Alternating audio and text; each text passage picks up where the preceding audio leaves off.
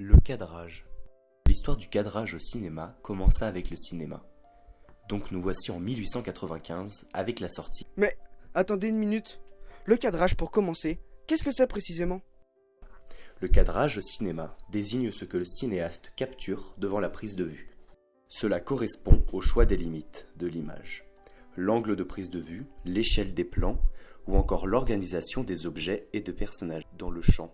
Est-ce plus clair? Ah oui, merci. Bien, alors reprenons. En 1895 donc, les frères Lumière sortent leur premier film, La sortie d'usine, dans lequel on assiste à la sortie des usines Lumière à Lyon. Dans ce film, les premiers éléments de cadrage que l'on peut observer sont le champ hors champ. Le champ hors champ? Bah oui, le champ hors champ. Ah ouais, c'est quand les sujets entrent et sortent de l'écran. Exactement Thierry. L'action ne reste pas dans les limites du cadre. En revanche, dans le film As Seen Through a Telescope de Albert Smith de 1901, on voit grâce à l'utilisation de cache qui réduit le cadre n'offrant qu'une seule issue à notre œil sur l'action.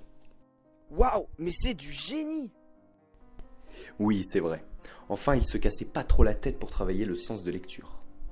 Cependant, cette technique introduit un nouvel axe de prise de vue, le point de vue subjectif. Ah ouais, c'est quand nous, les spectateurs, on voit ce que le personnage voit. Exactement Thierry.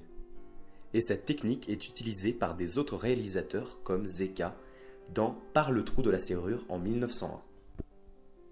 On peut découvrir dans ce film de nouvelles valeurs de plan comme le plan américain, même si globalement durant toute cette période du cinéma premier, tout est cadré en plein pied et sans profondeur de champ. N'empêche, on dirait quand même drôlement du théâtre filmé, entre le jeu, les décors. Oui, c'est vrai.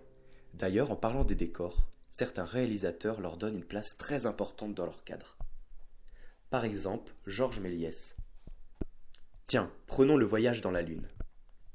Il y a tellement de personnages, objets, peintures dans le cadre que l'on dirait presque des plans d'ensemble.